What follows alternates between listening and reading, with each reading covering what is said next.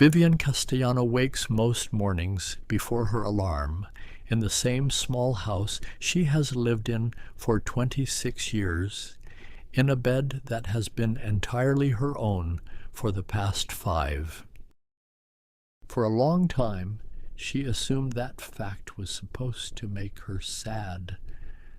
This is the story of the ordinary day that finally convinced her it doesn't. This is her story. Vivian is 72, a retired librarian who spent 36 years helping people in her small Oregon coastal town find exactly the right book at exactly the right moment in their lives. She has lived in the same modest 2-bedroom house since she and her husband, Ben, bought it together, a short walk from the water, close enough that she can hear the tide most nights if she leaves her bedroom window cracked open. Ben died 5 years ago, quietly in his sleep, after 38 years of marriage that Vivian describes, without exaggeration, as the steady center of her entire adult life. She remembers, in the first raw weeks after his death, well-meaning friends and neighbors gently suggesting she might want to sell the house quickly, move somewhere smaller, somewhere with less to manage on her own. She remembers nodding politely at the suggestions while privately understanding, with a clarity she couldn't yet fully explain, that the house wasn't the problem. The house was, if anything, the one place that still held every version of the life she and Ben had built together. The kitchen where they'd cooked thousands of ordinary dinners, the garden he'd planted the same spring they moved in, the porch where they'd watched more sunsets than either of them had ever bothered to count. Leaving it in a hurry just because grief made everyone around her nervous had never once felt like the right answer. In the years since, Vivian has heard from nearly every direction some version of the same quiet assumption that a woman her age living alone must be lonely, must be at risk, must secretly be waiting for someone to rescue her from a life that looks, from the outside, smaller than it should be. She has spent a good portion of those 5 years quietly wondering whether that assumption might actually be true, even as her own daily life kept insisting, gently but persistently, otherwise. This particular morning begins the way most of Vivian's mornings begin, with the sound of her own kettle, the smell of coffee. She grinds herself, and a slice of toast eaten standing at her kitchen counter while she looks out at her small, overgrown garden, still mostly asleep in the early spring light. By 6:40 she is lacing up her walking shoes by the front door, and by 6:50 she is out on the sidewalk, where 4 familiar figures are already waiting for her at the corner. This is Vivian's walking group. 4 women from the neighborhood who have been meeting at this exact corner 6 mornings a week for nearly 4 years. Carol, 74, lives with her son's family 2 streets over. Judith, 71, moved into an active senior community 18 months ago and speaks about it with the enthusiasm of a woman who finally found her people. Denise and Rosalind, both in their early 70s, live alone, exactly as Vivian does, in houses just a few blocks apart. The 5 of them walk the same loop every morning, past the harbor, up along the bluff trail, back down through the quiet residential streets, talking the entire way about everything and nothing, grandchildren, books, the ridiculous behavior of a particular neighbor's cat, the news, old memories, new aches.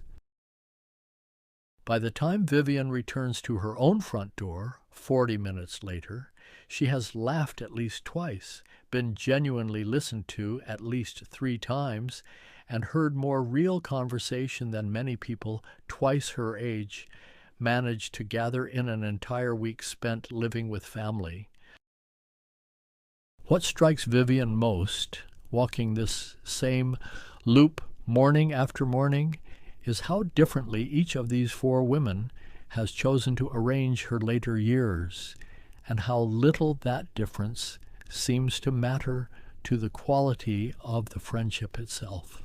Carol, surrounded by her son's noisy household every evening, envies Vivian's quiet some mornings and says so openly. Judith, settled happily into her senior community's busy calendar of activities, sometimes teases the other 4 for still doing their own yard work at their age. Denise and Rosalind, living alone exactly as Vivian does, compare notes on grocery delivery services and favorite evening podcasts. None of them, as far as Vivian can tell, thinks her own arrangement is the correct one that everyone else should be quietly aspiring toward. They simply walk together 6 mornings a week, 5 different lives, moving companionably along the very same stretch of sidewalk. This is the first myth Vivian has learned to quietly dismantle morning after morning simply by living her actual life. The myth that living alone means being alone. Her daughter, Rachel, 44, 3 hours away by car, still calls every single Sunday evening, still asks, in a voice that carries real love wrapped around real worry, "But Mom, don't you get lonely out there by yourself?" And Vivian has learned over the years that the honest answer, that her days are frequently fuller of genuine human connection than they were during much of her working life, rarely fully lands because the word alone has already done its work in her daughter's mind before Vivian even opens her mouth to answer. Living alone, Vivian has come to understand, describes only what happens inside her own walls at night. It says nothing at all about the shape of her days. By mid-morning, after her walk, Vivian settles into the second ritual of her day, tending to the small practical systems she has built around her own safety, systems that exist precisely because she takes her independence seriously enough to protect it deliberately rather than simply hoping nothing will ever go wrong. This is the second myth she has learned to examine honestly rather than simply feel anxious about. The myth that living alone after 70 is inherently dangerous. Vivian wears a simple medical alert pendant, waterproof, worn daily without exception, connected to a monitoring service that can reach emergency responders within minutes if she ever needs it. She and Rachel settled 2 years ago on a specific daily check-in. A single text message each morning, a simple thumbs-up emoji sent by 9 o'clock, an arrangement so lightweight it barely registers as a system at all, yet specific enough that its absence would be noticed within hours rather than days. Her house has grab bars installed in the shower, better lighting along the hallway than it had a decade ago, a small ramp built over the single step at her back door. None of these precautions arrived from panic. Each one arrived from a calm, deliberate conversation with herself and occasionally with Rachel about what actual risk looked like, specifically, rather than the vague, generalized fear that so often gets attached to the phrase living alone without ever being examined closely. Her doctor, Dr. Osei, mentioned something offhandedly during a routine appointment nearly a year ago that Vivian has turned over in her mind more times than she probably should have. "Most of my patients your age," Dr. Osei said, glancing briefly up from her chart, "do better with someone around consistently, just something to think about."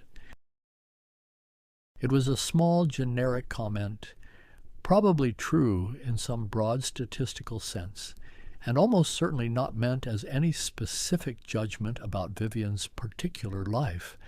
But Vivian carried that sentence home with her that day, and it sat quietly in the back of her mind for months afterward, resurfacing at odd moments, during a quiet Tuesday evening alone with a book, during a rare night when sleep didn't come easily. Most patients do better with someone around. Was she the exception, or was she simply telling herself a comforting story about being fine when she actually wasn't? She found herself during that stretch watching herself almost clinically for signs of the decline Dr. Osei's comments seemed to imply might be waiting for her, noting each small ache a little more carefully than she used to, wondering whether an ordinary evening of quiet actually meant something more serious than simple contentment. It was, she realized later, a strange and unsettling way to live, treating her own genuine well-being as a hypothesis to be constantly tested rather than a fact she was allowed to simply trust.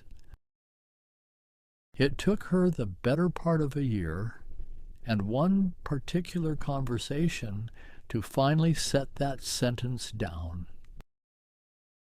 By early afternoon on this particular day, Vivian is out in her front garden, kneeling in the dirt with a trowel, when her neighbor Frank wanders over, as he often does, carrying 2 mugs of coffee and wearing the same faded gardening hat he's worn every day since Vivian has known him. Frank is 75, also widowed, living alone in the house 2 doors down for the past 11 years.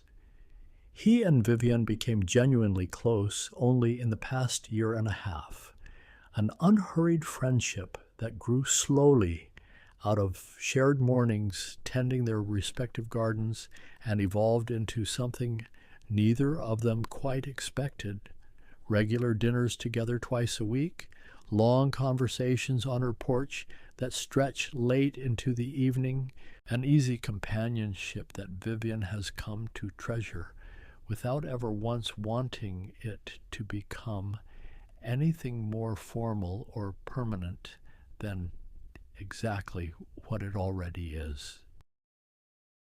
"Rachel asking about the senior community brochures again?" Frank asks, settling onto the low garden wall beside her, handing her one of the mugs. "Every few months, like clockwork," Vivian says, laughing slightly. "She means well." "They always do," Frank says. "You know, my son asked me the same thing for 2 straight years before he finally gave up. Kept saying I needed people around all the time.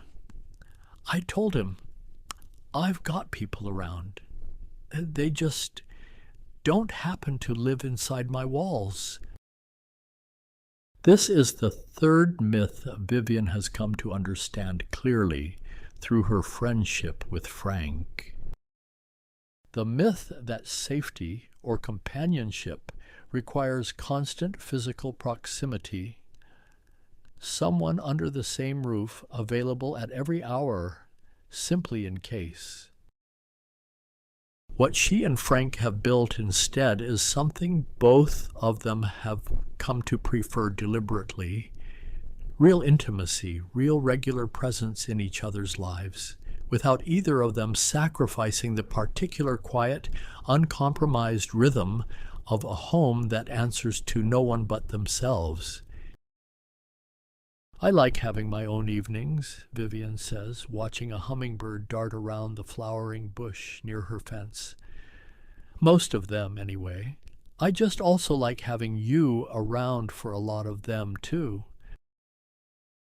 That's the whole trick, isn't it? Frank says. Nobody ever explains that you can have both. They sit quietly together for a while after that, coffee cooling in their mugs, neither of them feeling any particular need to fill the silence with more words. It is, Vivian thinks, one of the small, unglamorous pleasures of a friendship built slowly rather than rushed into, the ability to simply sit together comfortably without either of them needing anything more from the moment than exactly what it already is.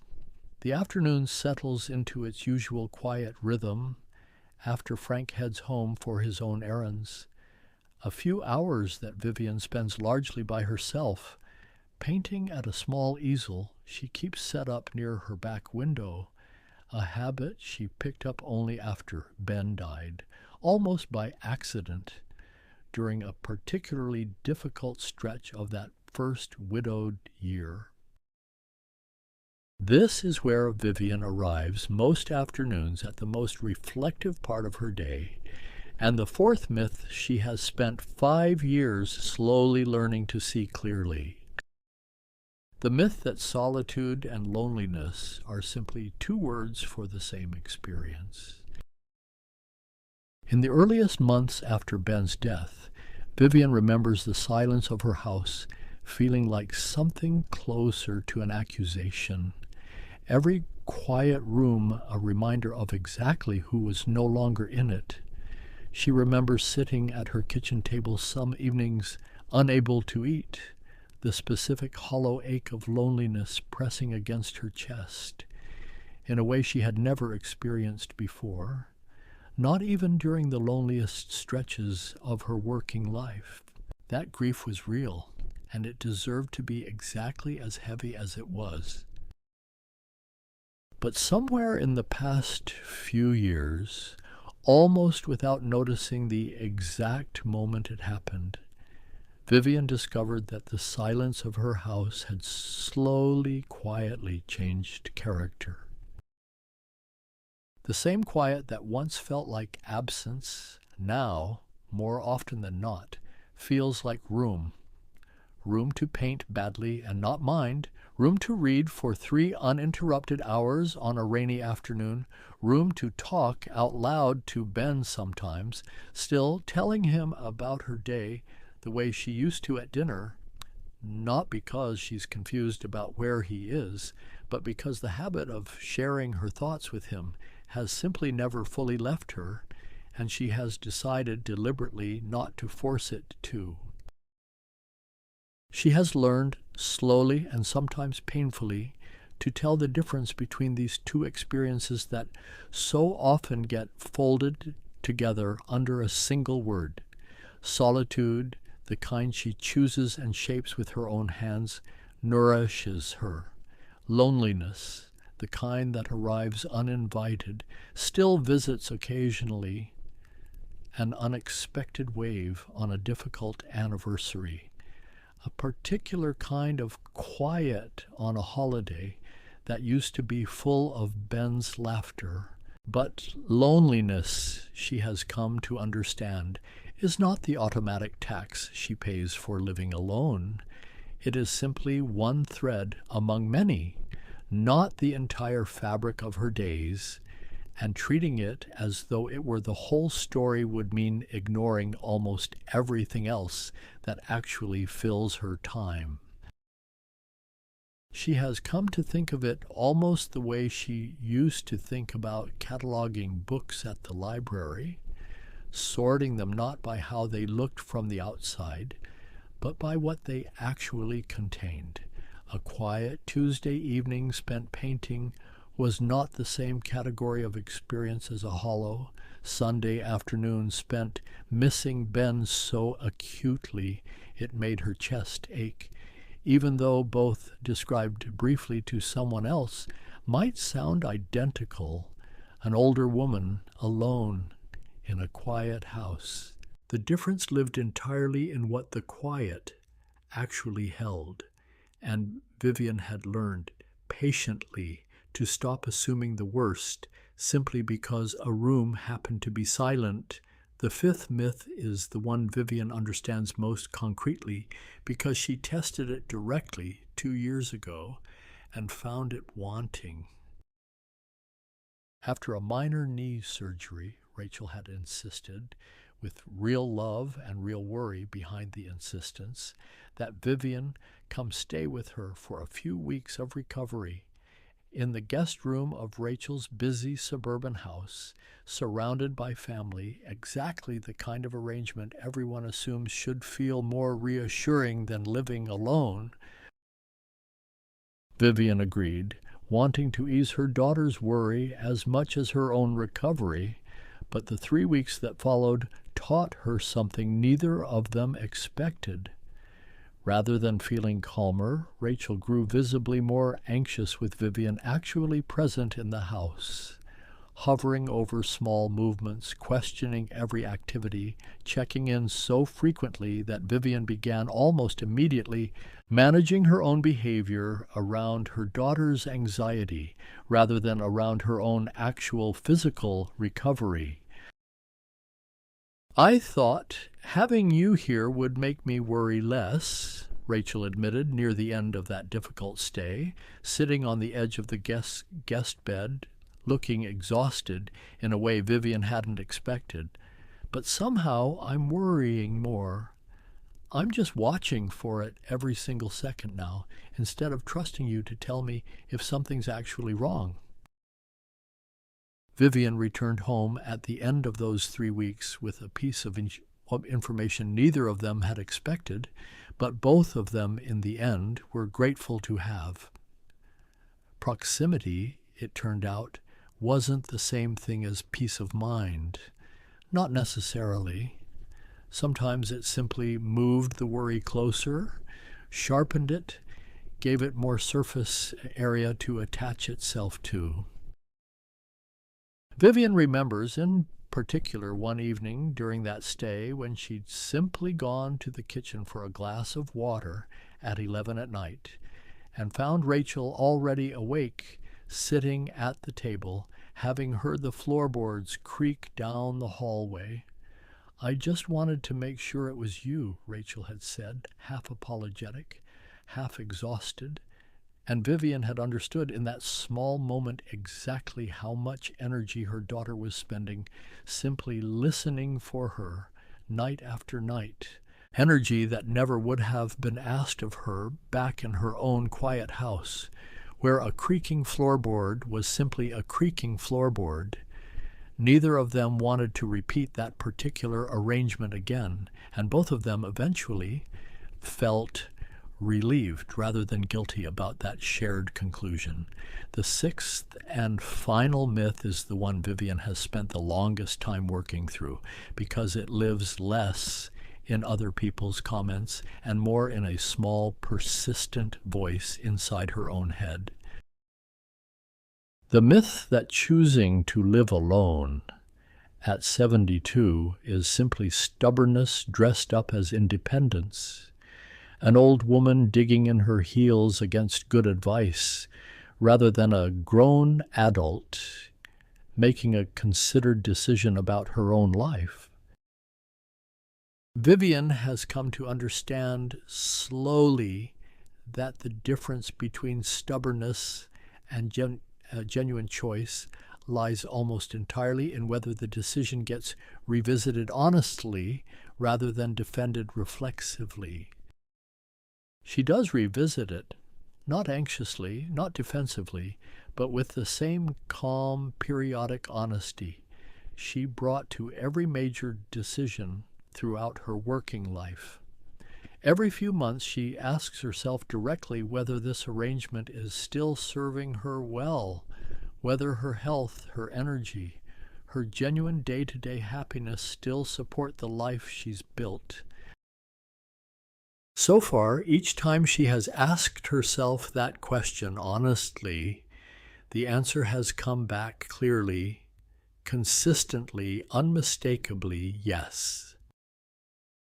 As the afternoon light begins to soften into early evening, Vivian carries a cup of tea out to her small back porch, the same porch where she and Ben used to sit together most evenings, the same porch where she has, in the years since, learned to sit contentedly by herself.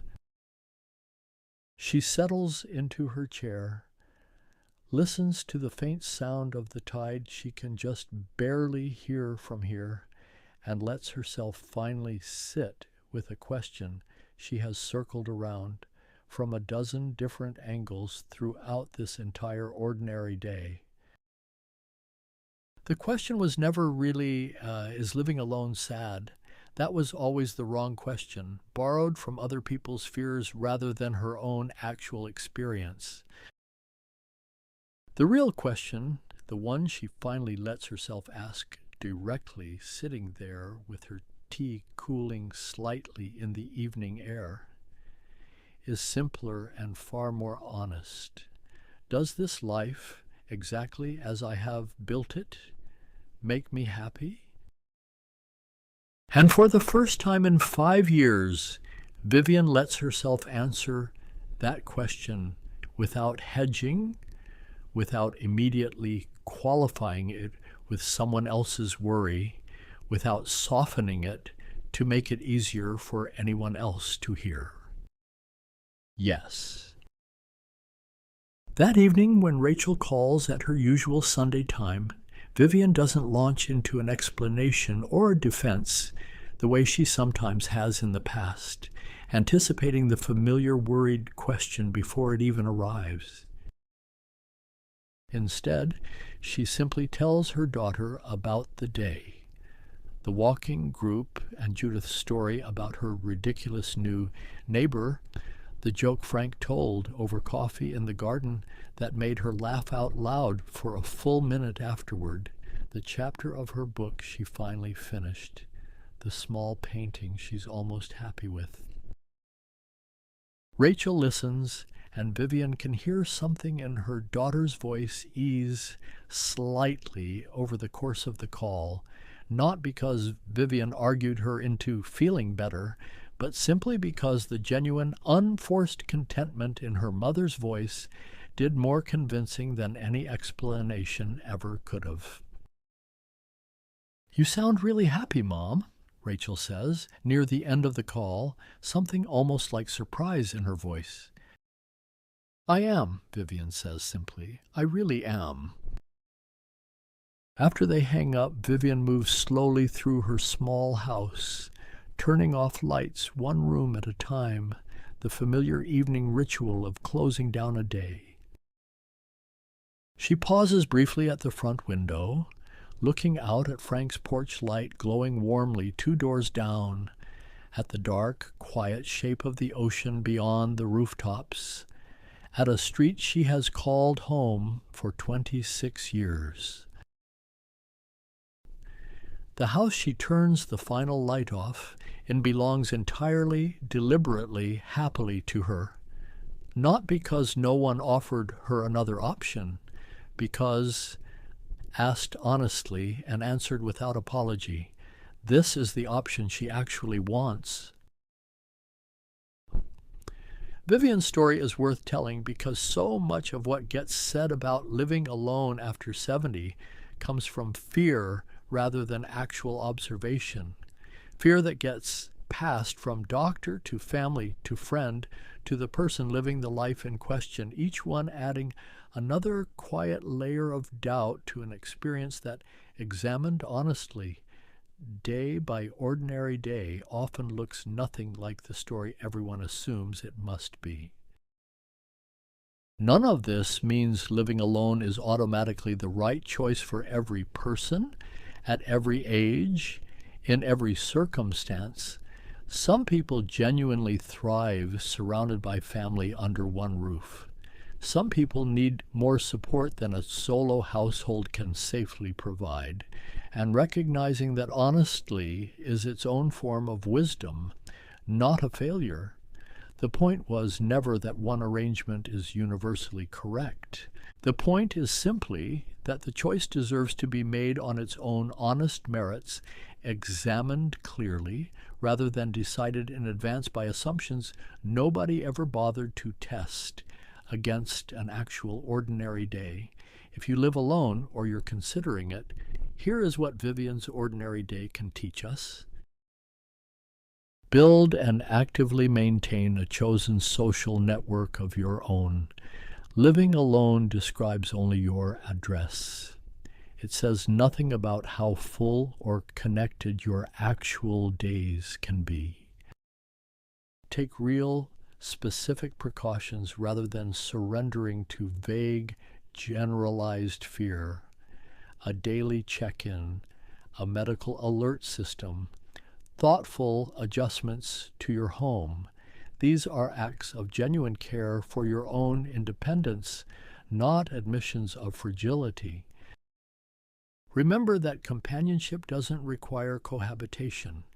Some of the richest relationships in later life exist entirely outside a shared address, and that doesn't make them any less real or any less sustaining. Learn to tell the difference between solitude and loneliness. One nourishes you. The other visits sometimes uninvited and deserves compassion when it does, but it is not the automatic price of an empty house. If you try a different living arrangement and it doesn't work the way you hoped, let that be useful information rather than a personal failure. Sometimes proximity brings peace. Sometimes, honestly, it brings the opposite. And revisit your choice honestly, regularly, without defensiveness. A decision examined and reaffirmed again and again on its own honest terms is never stubbornness.